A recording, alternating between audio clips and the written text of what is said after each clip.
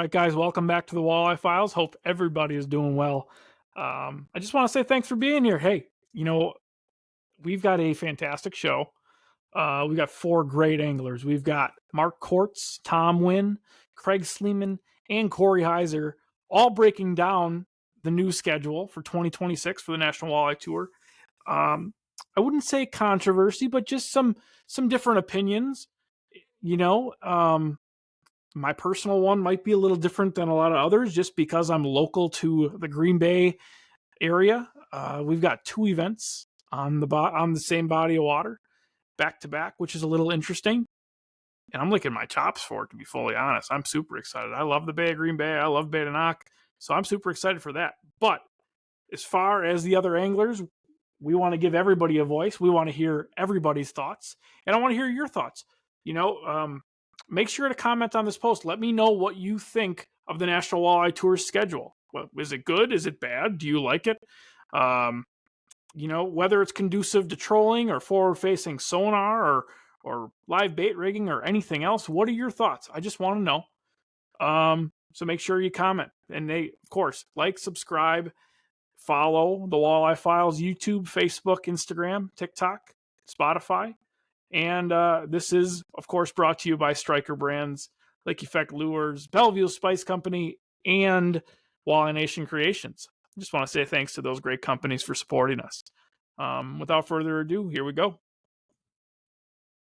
Cory Heiser, how you doing, buddy? Good, dude. How are you? Man, I'm good. Busy. Life is busy, but I cannot complain. I'm having a lot of fun doing this, which has been cool. And the new schedule for the National Walleye Tour just came out, and it highlights a few places that I'm rather familiar with. So that's kind of exciting. It's cool to see the schedule came out this early. A lot of times they don't release to the championship, so a few weeks earlier was nice to see.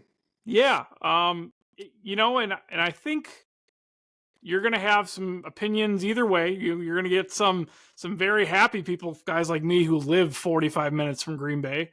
And there's going to be some people that don't love it because you are going to the same system 3 times inside of a year.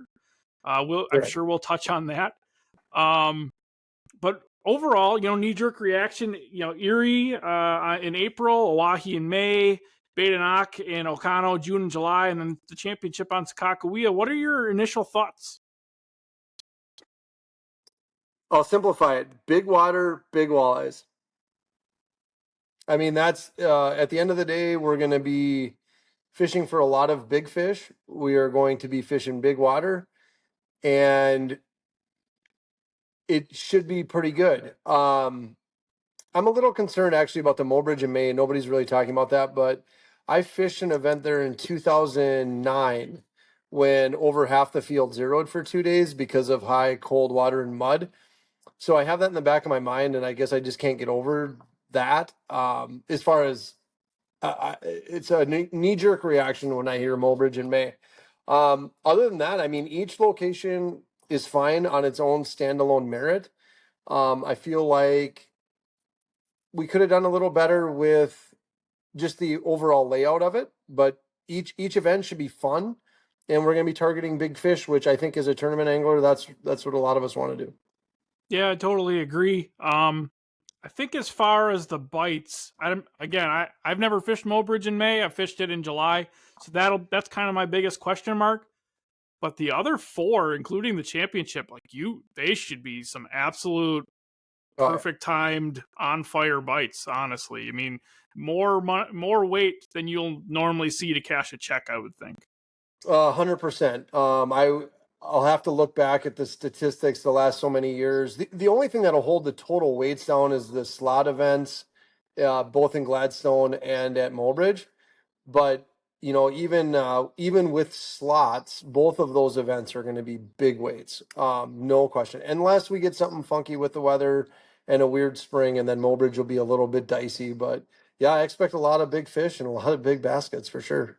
Yeah, I would say Mobridge, I think those fish might still be some pre-spawn even. I wouldn't surprise me. Maybe really late spawners if you're lucky. It depends on your snowpack and your winter.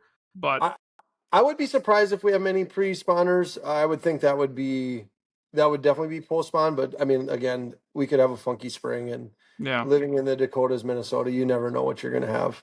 Yeah, I tell you right now, the Badenoch and Okano events, obviously that's right up my alley, living where I live.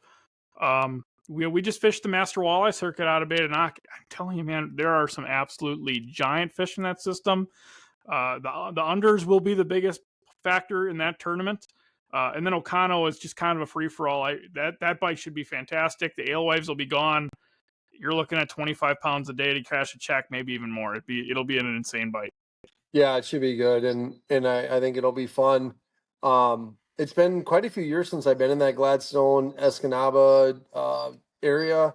However, a majority of the field when we fished Oconto last year, a lot of guys ran to Big Bay Knock to catch giant fish. So clearly, those fish for the most part were more willing biters than what we were dealing with the alewife spawn out of Oconto. So yeah, I think it'll be good and.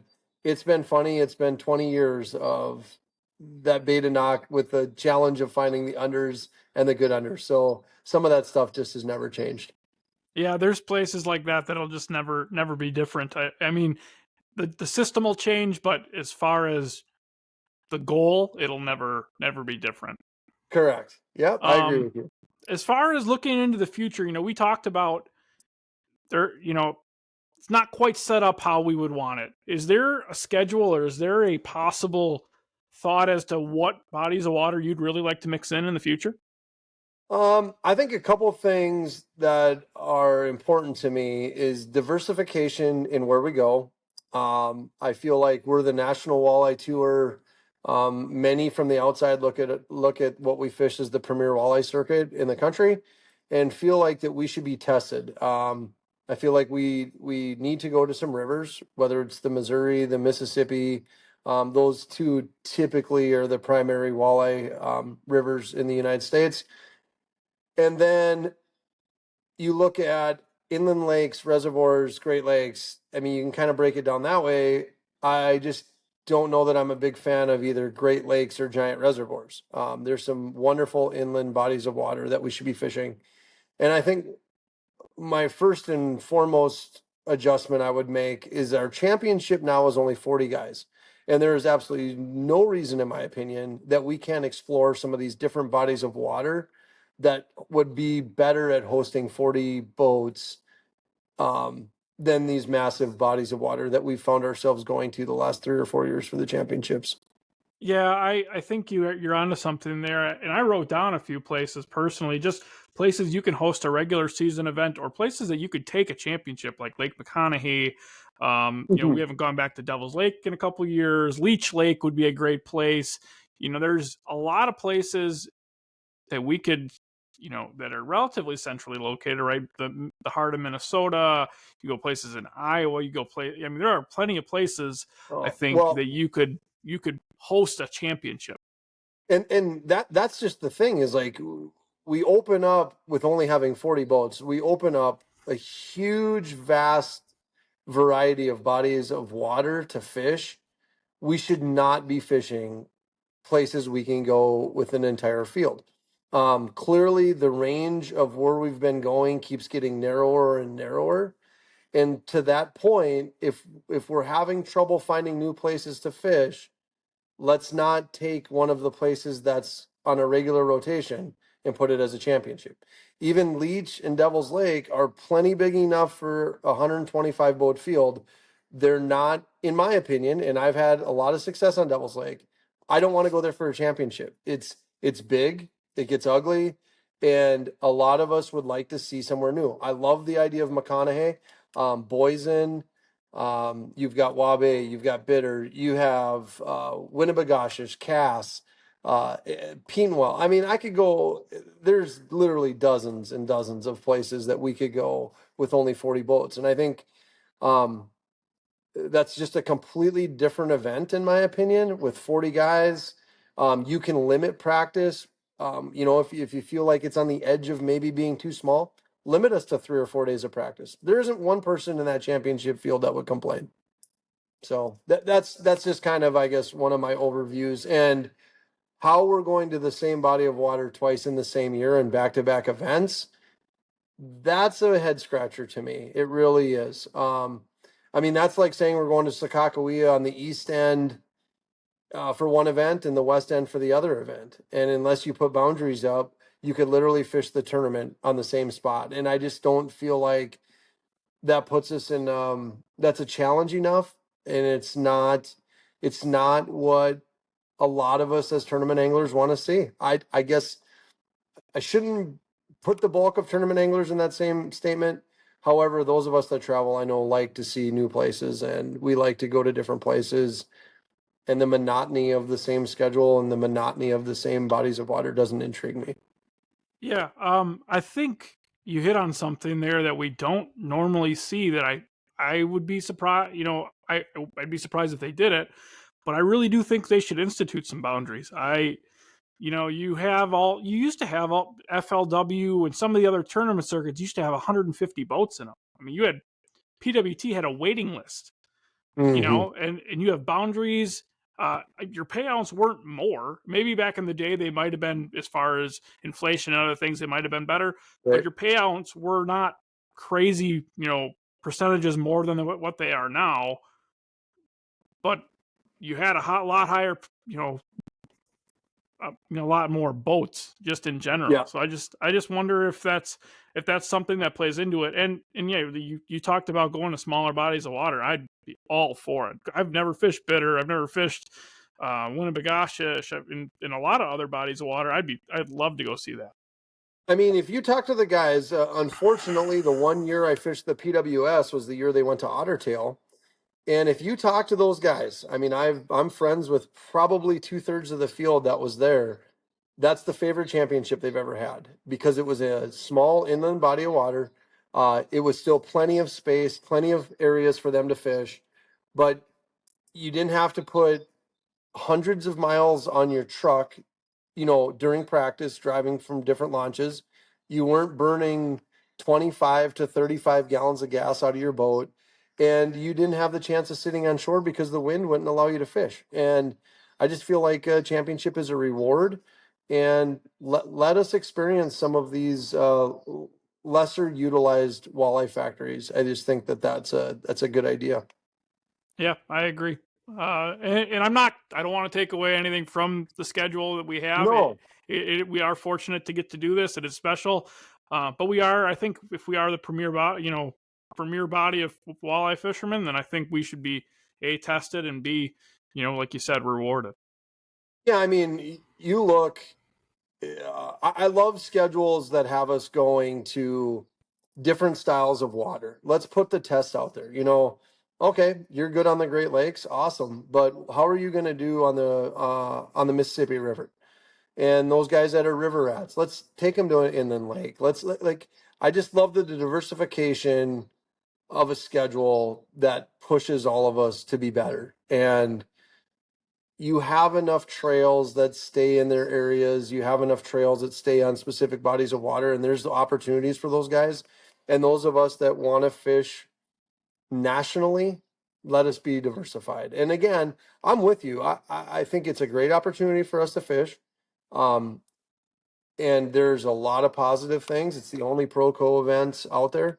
Um, so I think maybe take a little more time and do a little more due diligence on getting us to other places. I like it. Awesome. Hey, buddy, thanks for being with us today, Cory. We do appreciate you being here. Guys, make sure. Oh shoot, I had it written down, and is it the iLife? Is that what it is? Yeah, it's Living the iLife on YouTube. I'd love if you guys went out onto YouTube and checked that out. We're trying to basically have a documentary behind the scenes.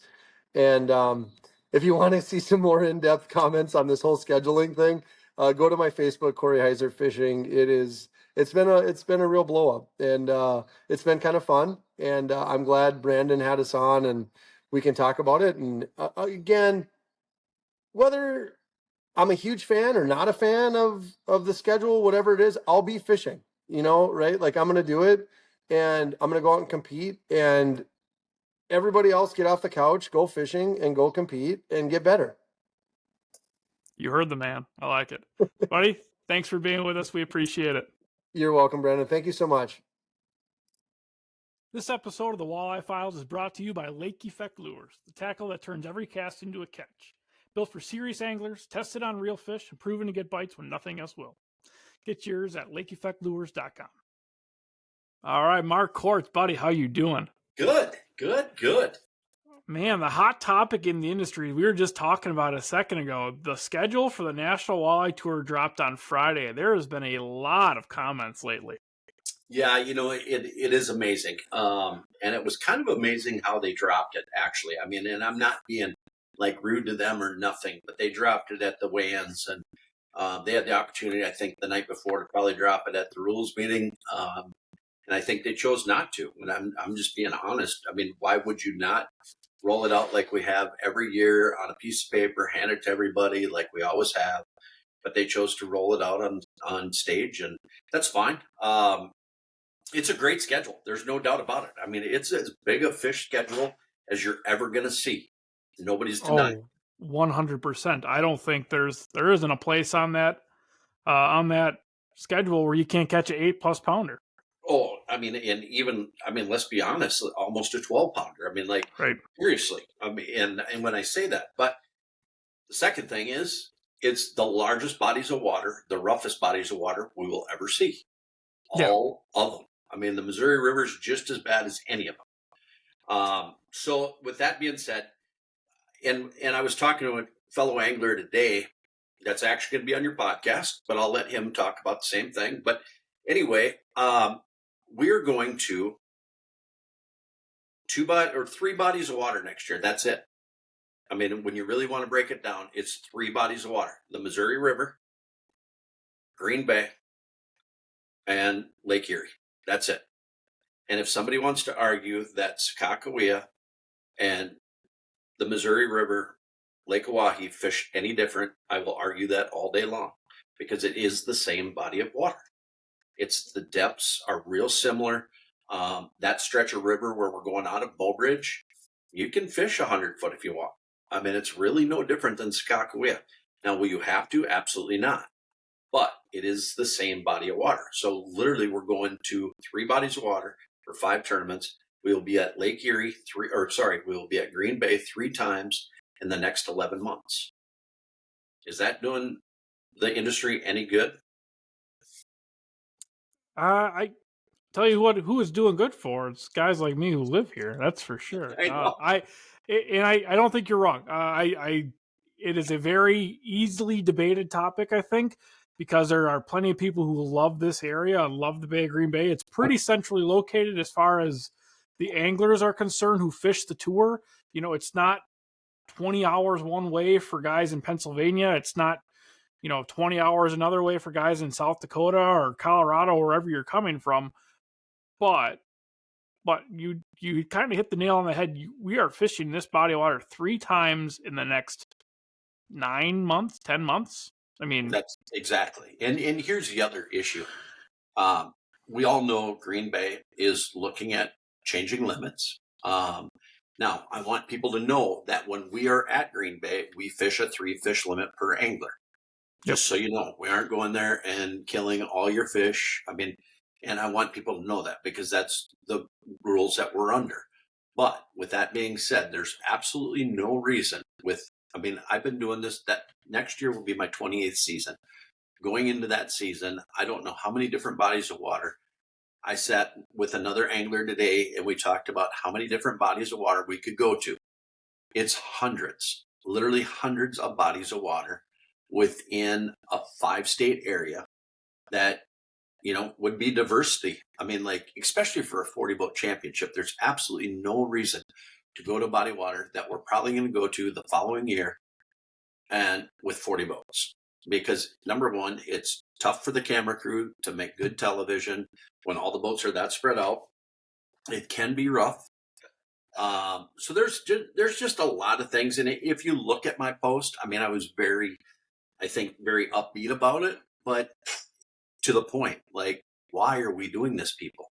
Like, if you can't come up with a better schedule for 4 regular season tournaments and 1 championship, I don't think you're doing yourself justice or the sport justice. And second of all, like, okay, we were supposed to go to Bismarck this year. That got changed. perfect place for a 40 boat championship. Why aren't we going there? I mean, we haven't been to Devil's Lake in a few years. We haven't been to Winnebago in a few years. I'm just using big bodies of water that we haven't been to. So, you know, we've got just bodies of water that we always could go to. Spring Valley. You could go to Big Stone. You could go to Bitter. You could go to Waubay with 40 boat tournaments. Ottertail was probably one of the most fun championships. Granted, I went into that thing leading AOY and I lost it. I still want to go back because it was a good championship. You could fish every day. You didn't have to worry about blow days. And the community showed out. I mean, we had that street blocked with the crowd. Like, that's what we want to do. I mean, like, we don't want to continue to go back to the same bodies of water. I guarantee you in 2 weeks, we go to Marinette, there's not going to be a huge crowd. Why? Because we're always there. It's pretty, I mean, we haven't been to Bay de Noc. I'm really actually looking forward to going to Bay de Noc. We just finished the Master Walleye circuit up there, and the community showed out great. There was a nice crowd there. As far as the logistics, it was all right in Gladstone. It was a little chaotic getting in and out in the morning because you're launching down in Escanaba and then you're weighing up in Gladstone. But as far as the tournament went, it was a blast. We caught big fish. As always, the unders tells the story, but the community was fantastic. Yeah, I don't know. Brandon, I can't look back and say when the last time we were there for a tournament.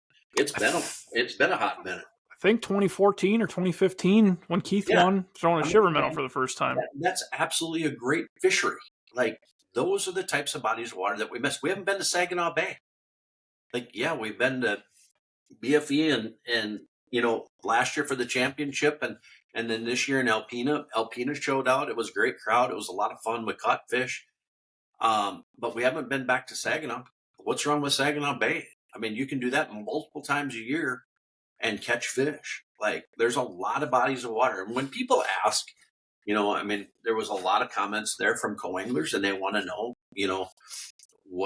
why are the numbers down? Well, I mean, this year it was pretty obvious why the numbers were down. In my opinion, probably two things. Number one, the most important is that every tournament was on a holiday. A lot of people don't want to leave their families during a holiday. Second of all, management. And when I talk about management, the people running the tournament, I'm not being rude or nothing, but every tournament, it's something. Like, it just never ceases to amaze me. We can't pull off a tournament without a hiccup. And I've been doing this a long time, and I fished a lot of tournaments, and there was never hiccups like we see what's happening right now. And that's just the honest truth. And like it doesn't even have to be big things, but just, guys, you can't run a National Walleye Tour with a group of 3 people. Like, it takes more people to manage the tournament than 3 or 4 people. Plain and simple. I mean, we used to have crews of 8 or 9 people.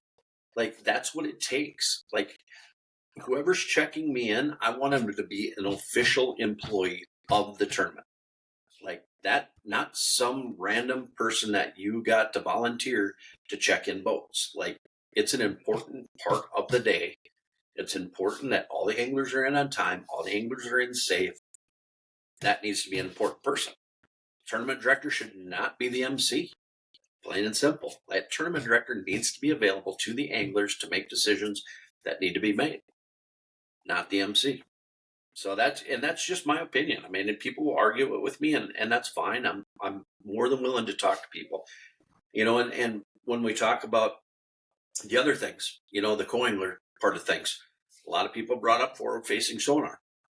At no point in time this year, anytime I was using forward-facing sonar, did I not invite my co-anglers up with me and allow them to be a part of the team, make casts. If I missed, go ahead, take a shot. If you hit it, I'm going to coach you through it. That's what these guys want to learn. That's why they're in our boats. And that's really how we need to treat it. Like, either that or have a live scope in the back of the boat for them. And I have that too. But I just feel like as a team, we're more efficient with them standing off my left shoulder, making casts with me. And if it's rough, I get it. I'll bring a cooler up there for you to sit on. Like I'm leaning against post, you can sit on a cooler. That's fine too. But I think you need to make them part of the team, and I think they're there for learning. Yeah, I agree. I think it's a more enjoyable experience, I think, for everybody. If you're especially if you're the co-angler, you're still paying money to hop in the boat with somebody and spend 2 days on the water. I think it's a more enjoyable experience if I'm standing toe to toe or next to, an angler that's going to show me all the things that he can show me. Well, instead of just grab the net. Correct, 100%. And I mean, shame on the anglers that are doing that to their co-anglers. A lot of guys will argue that with me, but I mean, honestly, I want them to be a part of it. I mean, I'm happy to be the best net man in the world. We're a team for the day. Why wouldn't I want him to catch fish? Right. I give him just as good as equipment. He uses Fenwick World Classes right side by side with me. I give him the same baits I'm throwing. Like, I want him to be successful because him being successful makes me successful. I agree. And I think that's one of the things that's left out. Yeah, I think that's been, I don't want to call it a black eye, but it's just been a little bit of reasoning why people, especially on the co-angler side, don't want to hop in. The forward-facing sonar thing, it makes it harder for guys to want to fish it. And I get that. And not everybody likes it. Some people love it. I mean, I think if you got rid of it, I think I'd have better chances of cashing a lot more checks. But that being said, and honestly, Brandon, I would have said that a couple years ago too, but I forced myself to learn. Oh yeah, and that's where I've been the last 2 years. I've especially this year, I've maybe only trolled 5 or 6 times, which is sad to say that for me. Well, no, absolutely. But moving on, what would you like to see in the future as far as places that we could go? Well, honestly, I think Bull Shoals needs to be added back in. That's a great fishery. We haven't been there for a long time. It's giant fish. You could go to Greer's Ferry.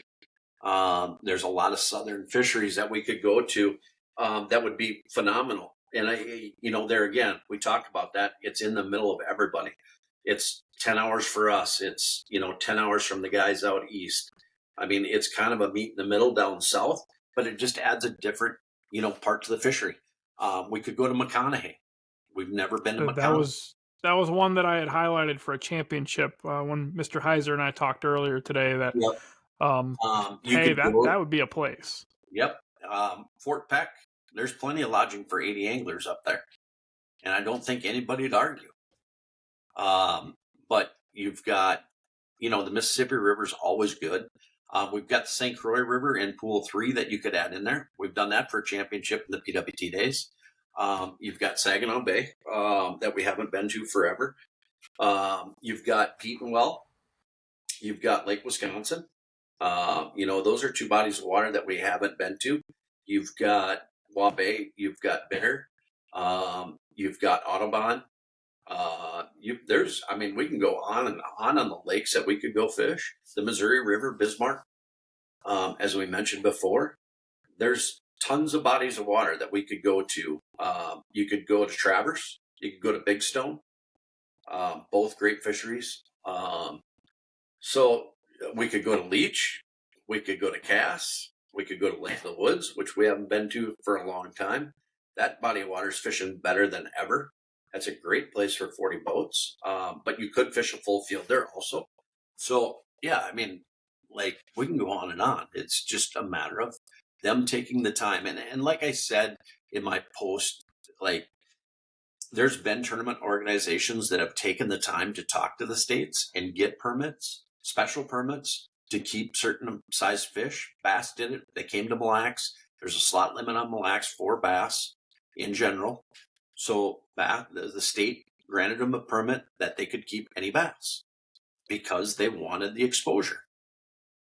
So, all it takes is a phone call, and I think that's my issue with them is they don't take the time to try to come up with new fisheries. We've got a relationship with this person. We just call them up and it's a done deal. We're going to go back. We don't want to look any further than where we've been. I mean, if you look at our schedule, we've done a rotation here now the last, half dozen years. They've thrown in a lake here, thrown in a lake there. But for the most part, we've done the same rotation. Yeah, I agree. It'll be interesting to see if they change anything going forward. I'm not sure if they will, but I hope they do. I just, for what's good, for what we do and we love to do, and it is a privilege for us to be able to fish this circuit and live this lifestyle a little bit, 100%. But I do hope for the good of it, for the longevity of the sport, I hope things do get better, things do change, because more than anything, what I grew up watching was incredible, and I don't want to see that go away. No, you're exactly right. And the only, we look at the schedule this year, we went as far east and as far west as we've gone. And that makes the schedule hard because you can't grab east guys, you can't grab west guys. And as we've seen when we went out east, and this is nothing against the east guys, don't get all mad at me because I'm saying it, but if we want to make this right, we do an east and a west. I mean, that would be ultimately the ultimate goal. We could do 3 east, 3 west, and the guys that fish all of them, we'd have a bigger pool that would qualify for a championship. We'd take X from east, X from west, just like the PWT did. That would solve this issue of going east or going west, right? It's adding 2 more tournaments. Any of us guys that are doing it full time or doing it would be happy to have a couple more tournaments. Second of all, a practice period, an off limits practice period. And the first thing that somebody's going to say is, well, I'm not going to, do that because I can't guide for 2 weeks. Well, let me tell you something. If you're guiding, you're probably not going to give up 12 days of guiding or 14 days of guiding to go fish a tournament, right? Because that's guaranteed money. Last time I checked, a guide's making pretty darn good money guiding 14 days. The odds of making that up in a tournament are pretty slim. And in the situation of Green Bay or Winnebago, if we go to one of those bodies of water, you can take your clients to the other body of water and go guide. Yep, so I agree. I would love to see a 2-week off limits period and a 5-day practice. I'm happy with a 4-day practice, Brandon. The only reason why I say that is because guys could show up on a Saturday. So they could work all day Friday, travel Friday night or Saturday morning early, get to the location, fish Saturday, Sunday, Monday, Tuesday, off day Wednesday, tournament Thursday, Friday, and they can be home Friday night or Saturday. Yep. Yeah, so I would love that. It would make taking off 1 week. Yeah, it would make the guys like me that work 60 to 70 hours a week busting their butt to do this. It would make it, I don't want to say more fair because everybody works hard and everybody fishes hard, but it would just add a different level of clarity to this, if that makes sense. And let's not add that it would make those fisheries better because they wouldn't get pressured for a week and a half prior to the tournament. Yep, I agree. So, and that's the other thing. And there's one more thing I want to add. I really believe it's time now that keep forward-facing sonar. And Nick Linder actually commented on my post. He said, keep forward-facing sonar because it is enjoyable. I've not had that much fun, honestly, than last week. I was 100%, I'll take that back. I caught 2 fish on a crawler. But other than that, everything else was plastics or hard baits. So with that being said, get rid of artificials. Or get rid of live bait. There's absolutely no reason to have live bait anymore. It would make the field a lot better. It would separate us from the average just guy that can go grab a creek chub or go grab a leech and catch fish. And I'm not saying that's bad. I'm just saying add another challenge to it. Like technology is that good. The baits are that good. Everything is that good now that you do not need live bait. Yeah, it would definitely mix things up. And the regulations are getting tougher to transport live bait. So why not just go with the flow? And then, I mean, those would be the few things I'd change is just, no live bait, shorten practice, or a cutoff period that would make the lakes a lot better when we're there and, expand on the schedule. I mean, just go to some cool bodies of water that guys aren't used to. Kansas, Milford, Kansas. I mean, there's another one we went to for a PWT championship. mean, we can go on and on about bodies of water in the Midwest that would just be good bodies of water for 40 boats for a championship. Awesome. Mark Quartz, I appreciate you. Solving all the world's problems today, folks. It really is. Mark, I appreciate you being on, buddy. Thank you for breaking this down with us. Guys, keep watching the Walleye Files. We got a couple more anglers coming up. Marky, appreciate you. Thanks, Brandon. I appreciate it, buddy. All right. This episode of the Walleye Files is brought to you by Striker Brands, built to keep you warm, dry, and fishing longer. From ice to open water, their gear handles whatever Mother Nature throws at you. Find yours at strikerbrands.com. Go early, go late, and go prepared. We've got Craig Sleman. Craig, how you doing, buddy? Brandon, it's always nice to be on the podcast. Love seeing you. I'm doing okay. I'm on the final leg here of the summer for me, and you know what that means. It means that things are getting tight, and jobs are starting to start back up. As you know, I'm an educator, so we got school starting, and just trying to finish out and squeeze in those last few summer hours as we push forward. But yeah, looking forward to talking to you today. And I know you've been out doing some fishing also, so excited to hear how that's going. A little bit. We finished Battle on the Bay yesterday, and we didn't have a great event. We went to some areas where if you get 5 or 6 bites in a day, you're doing really well. We got 10. We didn't capitalize on all those bites. An hour and a half boat ride one way to get up there in some 5 to 6 footers made my body pretty sore. I'm not 25 anymore, apparently. So, but I'm good. But life is good. I cannot complain. And we're going to talk the schedule today. The 2026 National Walleye Tour schedule just dropped a little over a week ago. And it is an interesting schedule. There's a lot of people that have a lot of opinions on it. And I really want to know what you think. It's funny. I have not paid attention to anyone's opinion yet, but I am hearing some grumblings on some different, understandings of where and what and how. And for me, it's all based on, having a career in education and then also trying to have a second career in fishing. And fortunately for me, I've gotten some really,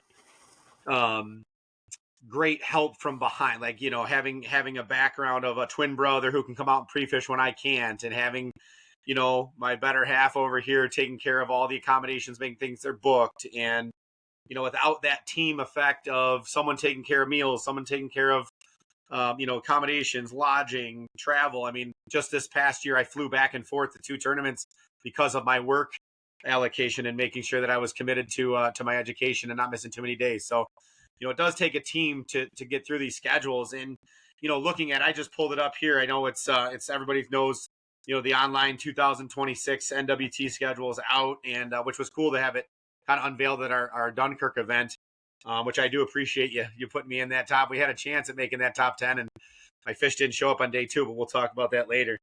But again, the National Walleye Tour 2026, starting in April, a 9th and 10th, that's an early April. That's a mid-spawn, could be pre-spawn, could be post-spawn.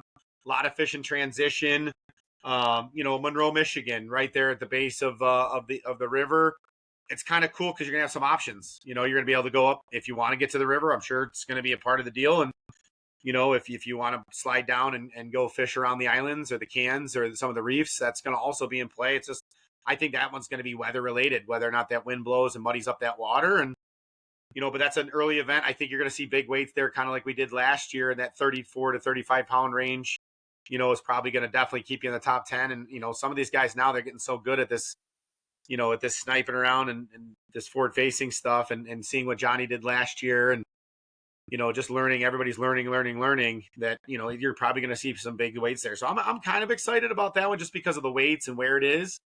Being a little bit closer to home and being big water. I love the big water challenge and I love, the aspect of that. But, jumping right back into May, traveling all through Lake Oahe, that's for me, that's 25 hours. That's a long haul. That's, a place where, the fish are 100%, going to be in that post spawn, but they're probably not going to be too far from Mobridge, which is actually helpful. I've been in some tournaments and done pretty well. I did well at an NTC there.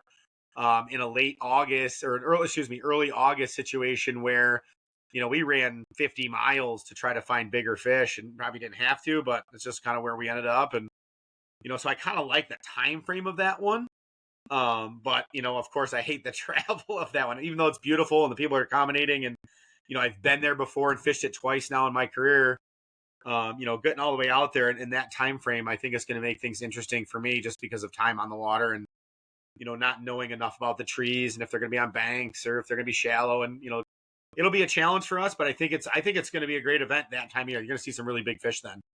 And then running into June, Bay to Knock, I've not fished up north, and you're a hometown hero when it comes to the bay over there in Green Bay. And, really I've dabbled into some north. I've not been further north probably than Egg Harbor.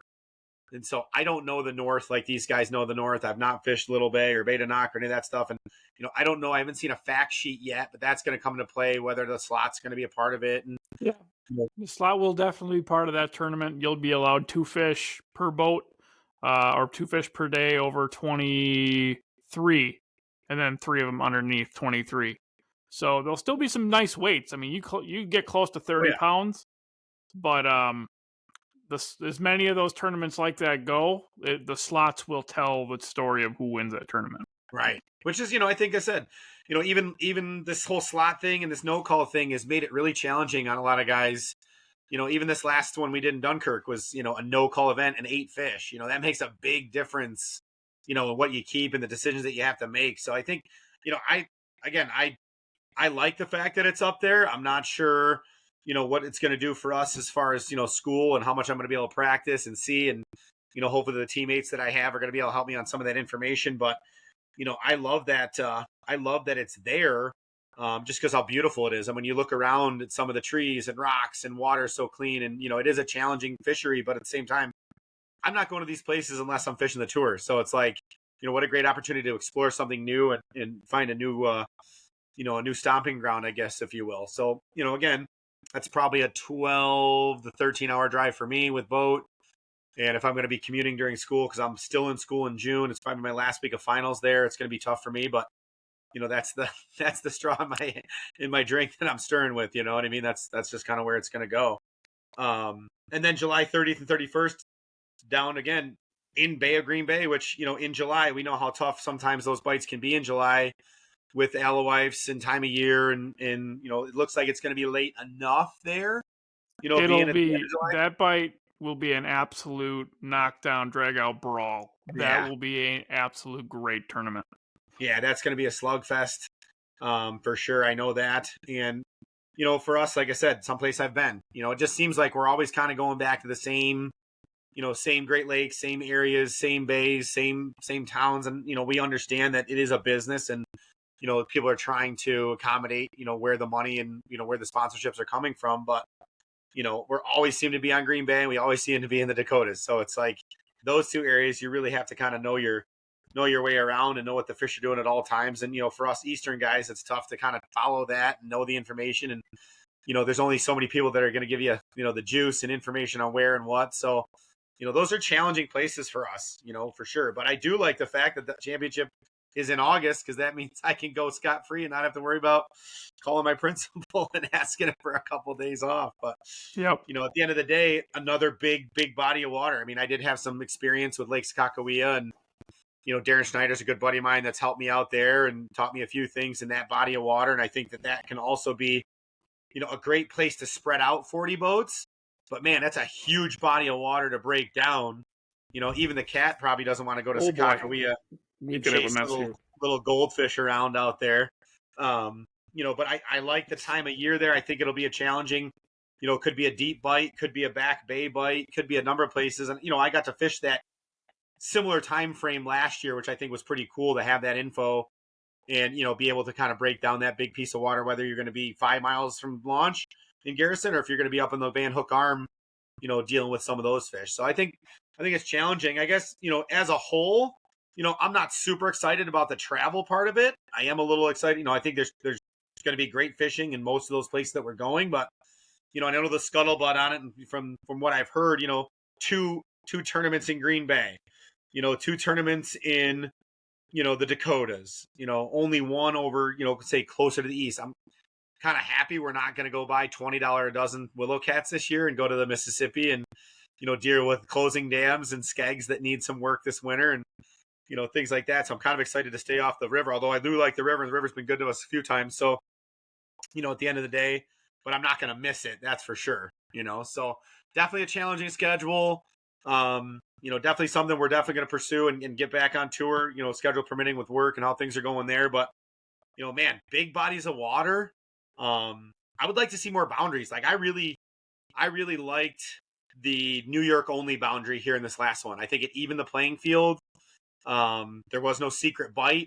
Everybody was kind of around schools and pods of fish that were, available. And it's just who extracted the bigger fish ended up winning the tournament. And to see Hoisington do well, he's a good buddy of ours. And, he and Andy Travis work well together. And they just, Travis was just at this little tournament we had this last weekend. And, those guys are sticks when it comes to figuring out where they are and how to catch them. And, does this favor, local talent? I think you're going to see Eric McCoy do really, really well in Green Bay with Sprangle and, a lot of those guys. I think you're going to see Dewey do really well out in, the Dakotas on those two. And I mean, it's favoring some of the big guns, but that's just a challenge for us, part-timers to come out and compete and just try to hang with these guys, and we know that for a lot of them, it's full time. And we know that, they're going to find their fish. They're going to get some info. They're really good at their craft and, they're good at boat control. And, they do get lucky a lot of times because they are putting themselves in those situations to get lucky. So we just need a little more luck and a little more time. And I think we'll be right at that, right at that same kind of,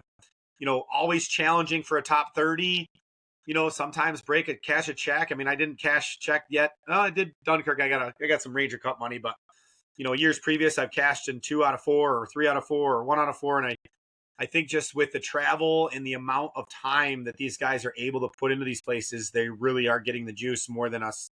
Again, guys that are traveling and trying to get there for 3 or 4 days prior to an event. And it does give them an advantage, but at the same time, we still love it. And it's fishing. We always have a chance. This is the legalized gambling that, the house doesn't always win, right? We have a little bit of control over this and we're still working hard. I'm working with my co-angler Connor and, he and I have been putting our heads together, and my buddy Justin, I just got off the phone with him trying to break down what happened this weekend. And so it is a constant learning battle. And the cool thing is, like I said, some of these places we've been and some we're going to learn more about as we go. So, again, I'm 50-50 on the schedule, 50 that I'm going to love it because it's new places and it's big water. 50, I don't love it because of the travel and it's just because of where I reside. And that's on me. So, not overly disappointed. I'm not going to ruffle too many feathers on the schedule because we really don't have too much control over it. Right. That's true. Control all the things that we can control and just go out and fish hard and let the chips fall where they may. Absolutely. Is there any place that in the future, any one place that in the future that you'd like to see the tour go? That's a great question. And, to be honest with you, I'd like to see the championship at a smaller venue. That Ottertail championship a few years back was really neat to see 40 boats compete and break down a small piece of water. I'd like to see some more intimate places where there, you could find some more secret bites and some different, techniques that may set you apart, weight wise. But at the same time, if I could think of 1 or 2 places, everybody talks about, heading out to Montana, and everybody wants to be on Peck. And I, obviously it's in the middle of nowhere. There's really not a lot of accommodation for a lot of guys. And, but man, the weights, I would love to see a slugfest there, a fall bite on the eastern basin of Lake Ontario would be insane. Getting up into the Bay of Quinte, finding a 12, 13 pounder, would be kind of a cool thing to see. It's a challenging place to fish. It's been a troller's paradise for years, but, I think now that we have some technology, I'd like to see how to break that. I'm going to go and try to break that down a little bit this next weekend. We're going to head up to the Thousand Islands and try to do a little bit of work. And I added a new Flex 19 to the bow of my boat for this week. So let's see how that thing shakes up. But, it's just something new. I mean, there's some really cool lakes that have walleyes in them, like Oneida Lake. We've got this cool little lake.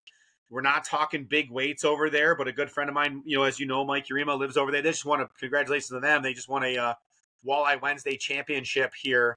It was a 2-day tournament and ended up winning yesterday by ounces. So congratulations to those guys, Mike at I1 Baits. But, and Carl Elsner and Masucci their team of the year for our little Wednesday night pickup league. And that league is very competitive, and it's on a cool lake that it could be a deep bite, which is deep out here would be in that lake, probably in the 35-foot range, 30 to 40 feet.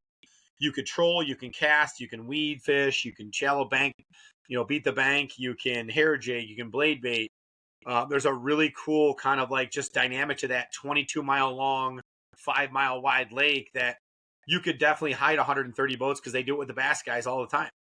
And, that being said, to continue to build the following of the tour, when you go to the same places over and over and the same guys are winning, it doesn't perk interest of new guys finding new things and getting new followings, and you saw that this year with the numbers of guys that participated. It's down by 15, 20 boats on average. I mean, that's a lot of boats. If it was 5 or 7, I'd see, okay, maybe it's economy, maybe it's this, maybe that. But there's obviously some things that guys were disappointed in. And we didn't see some of the big names like the Deffenbaugh and the guys like, some of the Ohio guys and, even a Justin Schneider. You didn't see those guys this year, and I don't know if it's just time of, with family and work or if it's just something they're, directly related to maybe the past and maybe some of the things that have gone on. And does that turn into, a lesser attendance record, I guess, on the tour? And, those are all open for conversation down the line. But, right now, to try to build a camaraderie of group that wants to travel and wants to compete in these places, I think there needs to be a little bit of say from the anglers too.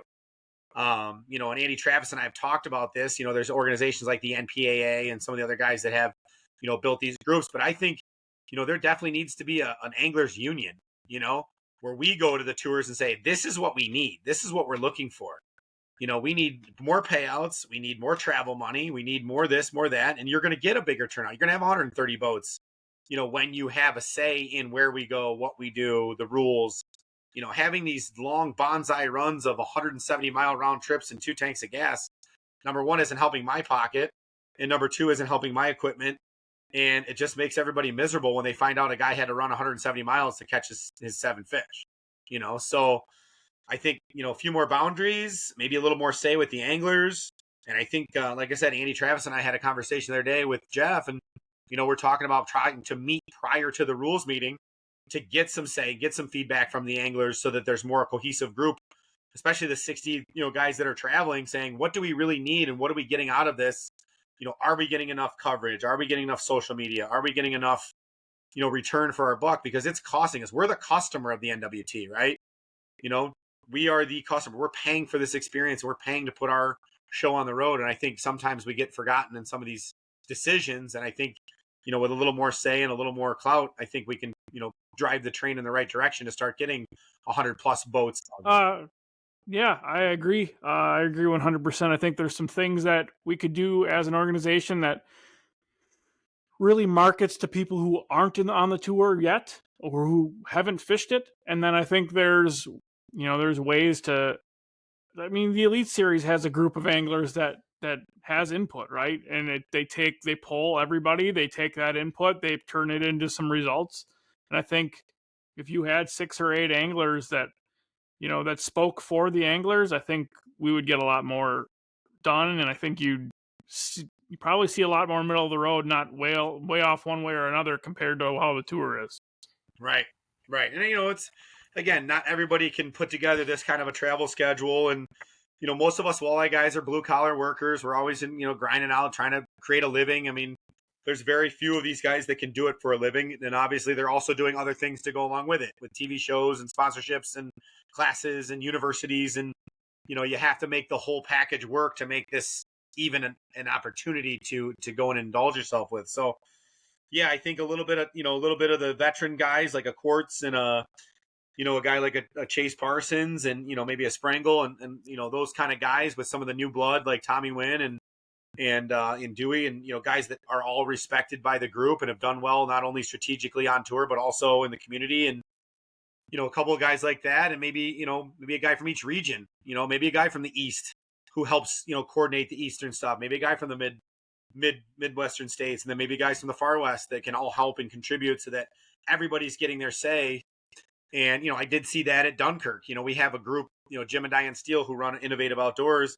They're an unbelievable family that always is in it for the fishermen. They volunteer their time to come down and make sure that, for the championship a couple years ago, there were bump docks, and this is how the boats are going to come out. And Dunkirk didn't do a great job on day one with the traffic flow of our boats coming in and out. And, those guys stepped in and made sure we had traffic people the next day and made sure it went smoothly. And of course, it worked out great for day two. And, but there needs to be somebody involved for the anglers with an angler's voice.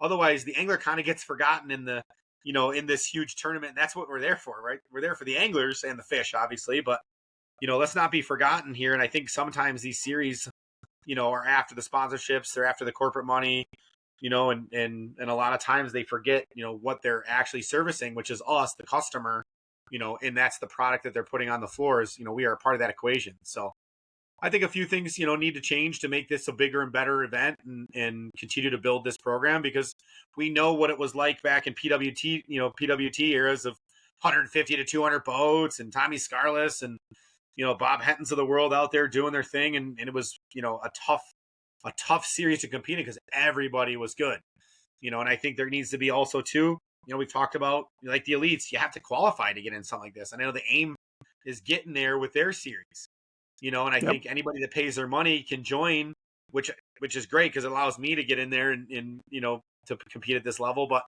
at the same time, would that drive people to compete locally and build the rapport with their local events and local chapters, kind of like an NTC? Look at the NTC. I mean, you can hardly get a spot because of those guys know they have a chance when they compete at that level, and the entry fee is minimal. It's not a ton of money to get in. So I think, again, there's a few things that have to get worked out. I think entry fees are high. I mean, $2,000 is a lot of money, plus a $2,000 week with gas and accommodations. I mean, it's $5,000 for me to leave my house on Thursday afternoon to start pre-fishing on Friday. That's, I'm not doing that alone. I've got tons of friends and family and companies and people that are supporting me with that. We have a big bingo event at the beginning of the year because there's no possible way I can put $20,000 out of summer to compete at this level, to have the payouts only pay down to 19 people and maybe 21st and not get a paycheck. I mean, that's tough sledding. That's tough sledding. I get it. Yeah. It's just the way it's going right now. We love it. We do it for, our teammates, our group, our families. We love seeing big weights and big fish. We love our competition, but at the end of the day, we can control so much. And then after that, we're doing it for the enjoyment. And how long are we going to do it for? This isn't a forever thing. This is take a slice as you go. And as depending on what's in front of you, you can pick and choose your battles. And right now we're picking this battle, and it's going okay. It's going okay. I love it. Buddy, thank you for being on. Thank you for your insight. I love it. It is all spot on things. And I'm looking forward to fishing against you next year, buddy. Yeah, buddy. I hope so. I'll be talking to you. I'll be hopefully getting some info on Green Bay, what to bring out, what to look for next week. I'll give you a shout. Give me a call. Awesome. Guys, thanks for watching again. Craig Sleman. Hey guys, today's show is brought to you by Walleye Nation Creations. Lures built by anglers for anglers. From the death jig to crankbaits that drive big walleyes crazy, they've got the tools to help you land your next trophy. Make sure to gear up at walleyenationcreations.com. All right, Tom Wyn, how are you doing, buddy? Good, man. Good to see you again. It's good to see you too. It's great to have you on. Great start to your last event on Dunkirk. A little bit tough finish, but puts you in a good place getting into the championship. Oh yeah, I sitting in the top 10 for Angler of the Year again. I can't complain about that. I won't be able to make enough ground to try to win it this year. Like I gave it a whirl last year, but I'm a little bit too far behind here. But I'll get to the championship and see if we can pull that one off again. Hey man, I hope you do it. That'd be great. That'd be awesome. So getting right into this thing, let's talk about next year's schedule. It dropped. There's been some conflicting opinions for sure. What are your thoughts on it?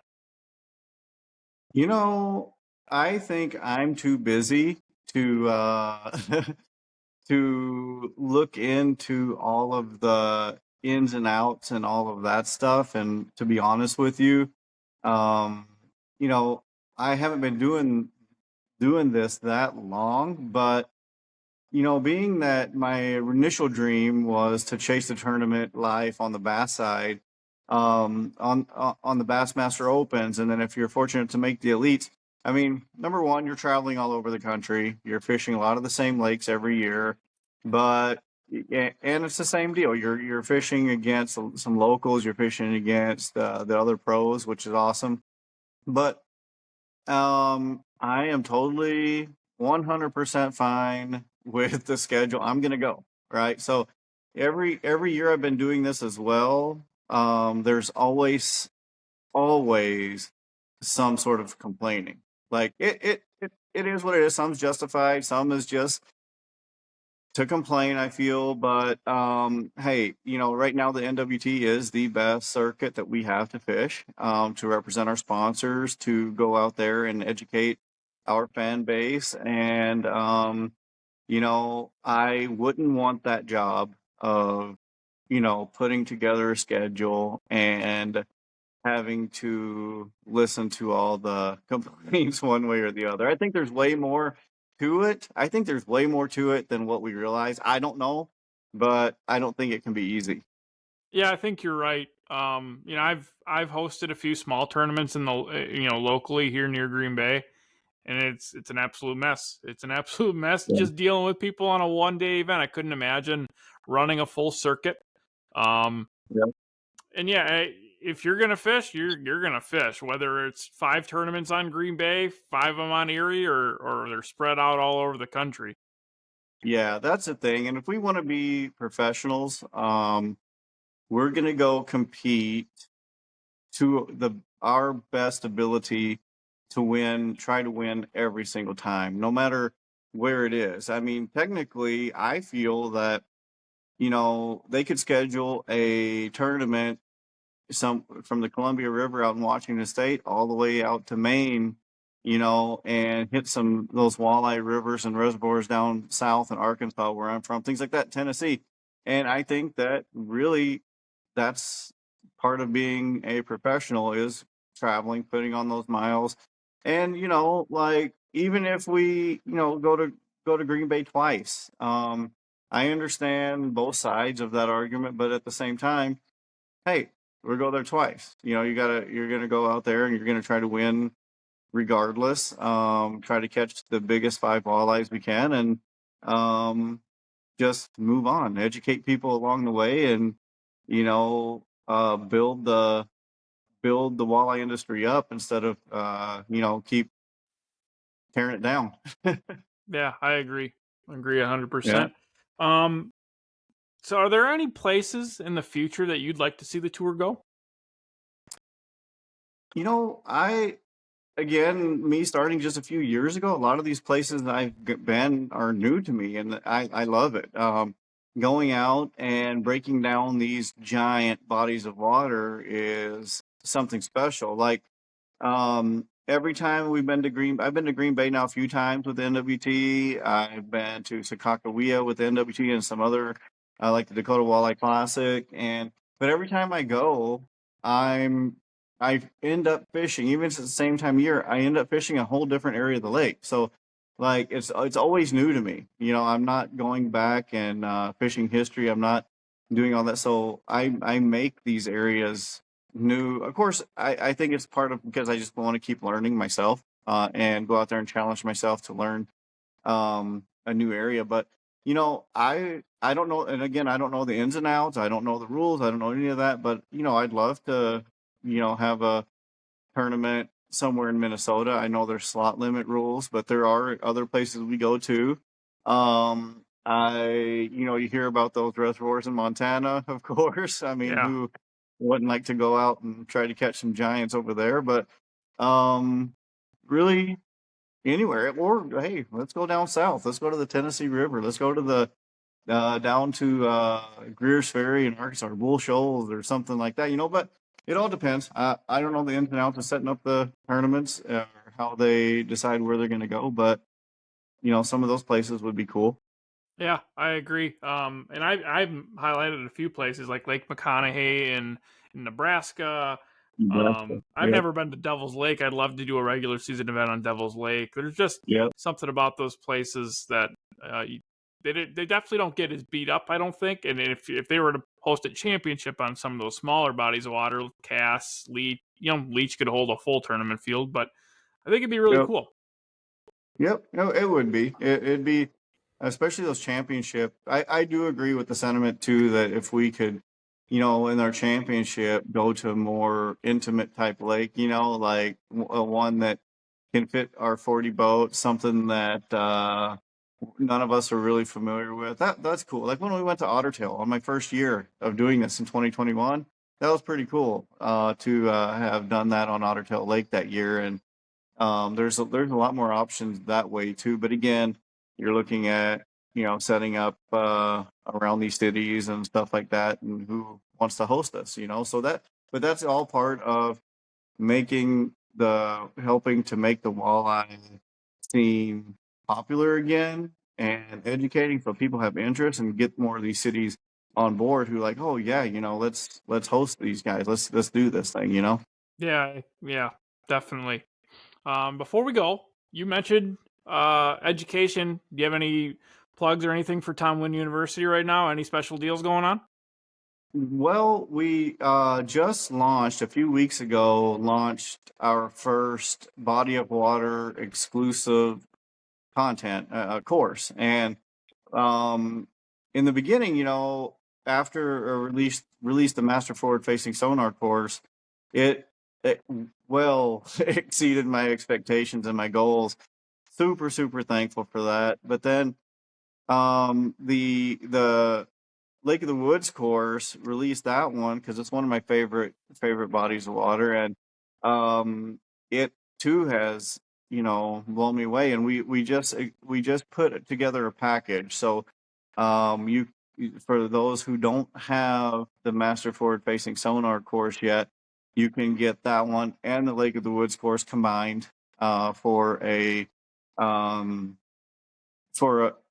pretty big discount. And the Lake of the Woods course also has an option where you can get my actual waypoints. There's zero hidden things on there. You can see my waypoint. You can see the dates I made them. It's pretty cool. And the thing is going out there teaching people how to catch fish. It wasn't that long ago. I was intimidated by these giant bodies of water, and literally there was nobody to help me. Nobody would help me out. And it's not even about tournaments. It's getting the family. You take the family out. You're getting these kids out. There's way more kids out on the water now because they are being entertained and their attention is being held on that screen with forward-facing sonar. It's just the thing. And so we're getting the kids out more, and the families can go out. The dads, moms can go out and keep the kids entertained, and they keep wanting more. They keep wanting to go out. And by studying these courses, these body water specific courses, they can just go. And on day one, they're out there already, have it dialed in, and they don't, if they spend 5-6 days on vacation, which is pretty average, they're not just dialing in on that 5th or 6th day, and then they have to go home. So we're seeing a lot of good results from that, and I'm very thankful. Thanks to you as well for having me on a few months back to promote it and everything, like talk about it a little bit. And everybody's been super supportive, and I couldn't be more thankful. Awesome. Hey Tom, we appreciate you being on. The industry appreciates what you're doing because there's nothing like it. There really isn't. So I appreciate you, man. Thank you. Hey guys, thank you to Tom Wyn. Another great I don't want to say opinion, a great look at what the schedule is doing for him for next year. Awesome. It is what it is. We'll fish it. Thanks, Tom. Yep. Thank you.